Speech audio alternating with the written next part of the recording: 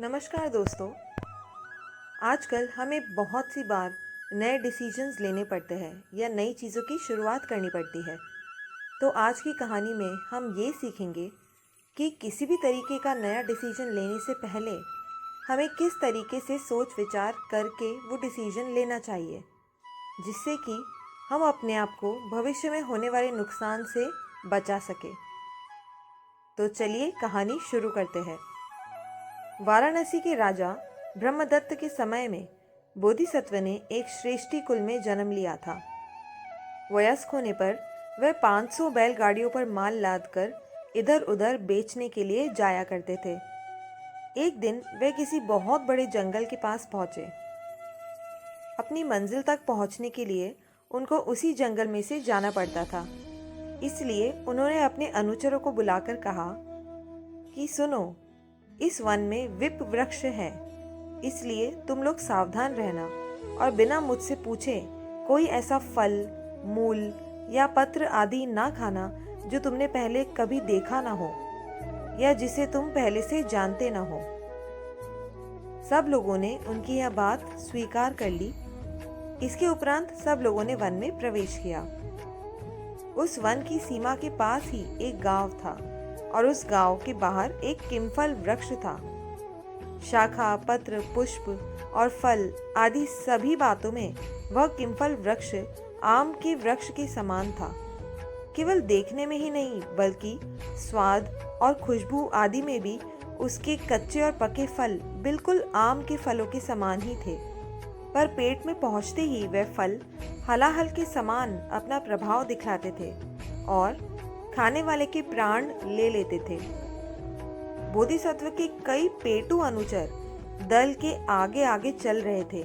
उनमें से कुछ ने किमफल को आम समझकर खा लिया, पर बहुतों ने यही सोचा कि बिना बोधिसत्व से पूछे यहाँ कुछ खाना उचित नहीं है। इसलिए वे फल हाथ में लेकर बैठे रहे। जब बोधिसत्व आए तब उन्होंने पूछा, आर्य, क्या हम लोग यह फल खा सकते हैं? बोधिसत्व ने कहा, यह आम नहीं है, इसे नहीं खाना चाहिए। इसके पहले जिन लोगों ने वह फल खाया था उनको बोधिसत्व ने उल्टी करवाई और चतुर मधुर खिलाकर उनको आरोग्य किया। इसके पहले अनेक सार्थवाहों ने उस वृक्ष के नीचे बैठकर उसका फल खाया था और वे लोग मृत्यु मुख में पड़ चुके थे। दूसरे दिन गांव वाले वहां जाकर उन लोगों के मृत शरीर देखा करते थे और उन शरीरों को पैर पकड़कर घसीटते हुए किसी एकांत स्थान में फेंक दिया करते थे और उनकी बैलगाड़ियां तथा उन पर लदा हुआ माल लेकर चल दिया करते थे। उस दिन भी वे लोग प्रभात होते ही माल लूटने के विचार से उस वृक्ष के पास आ पहुंचे। मार्ग में उनमें से कोई कहता था कि मैं बैल लूंगा, कोई कहता था कि मैं तो गाड़ियां लूंगा, कोई कहता कि मैं तो माल लूंगा। पर जब वे वृक्ष के पास पहुंचे तो उन्होंने देखा कि एक भी आदमी मरा हुआ नहीं था। तब वे निराश होकर पूछने लगे, यह तुम लोगों ने किस प्रकार जाना कि यह आम का वृक्ष नहीं है? बोधिसत्व के सेवकों ने कहा, हम लोगों ने तो नहीं जाना, पर सार्थवाह ने जान लिया था। इस पर गांव वालों ने बोधिसत्व के पास जाकर पूछा, पंडितवर, आपने यह किस प्रकार निश्चय किया कि यह आम का फल नहीं है? बोधिसत्व ने उत्तर दिया, मैंने 2 कारणों से यह जाना था कि यह आम का फल नहीं है। एक तो यह कि ये गांव के बाहर था और दूसरा यह कि इस पर चढ़ना कोई कठिन नहीं था और इतना होने पर भी यह फलों के बोझ से झुका हुआ था। इससे यह सिद्ध होता है कि इसका फल कोई भी नहीं खाता है। इसलिए मैंने समझ लिया कि यह सुफल नहीं है और इसे खाने से अवश्य ही मृत्यु होगी। इसके उपरांत उपस्थित लोगों को धर्मोपदेश देकर बोधिसत्व अपने निर्धारित स्थान की ओर चल दिए। तो चलिए अब देखते हैं कि इस कहानी से हमें क्या शिक्षा मिलती है। हमें कोई भी डिसीजन लेने से पहले इन 3 बातों का ध्यान रखना चाहिए। पहली बात, हमें कभी भी लालच में आकर जल्दीबाजी में कोई डिसीजन नहीं लेना चाहिए।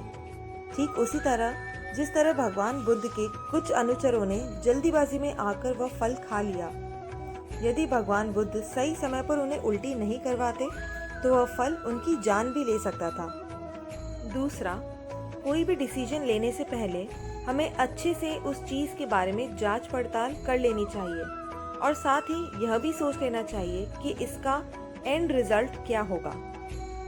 और तीसरा, अगर हमें उस विषय के बारे में ज़्यादा नहीं पता हो तो हमें किसी ऐसे व्यक्ति से सलाह मशवरा कर लेना चाहिए जो उस विषय में अच्छी समझ रखता हो। जिस प्रकार बोधिसत्व के कुछ अनुचरों ने फल को खाने से पहले बोधिसत्व से सलाह लेना ठीक समझा और फल को नहीं खाया। ऐसा करने से उनके शरीर पर फल का जो दुष्प्रभाव हो सकता था वह नहीं हुआ।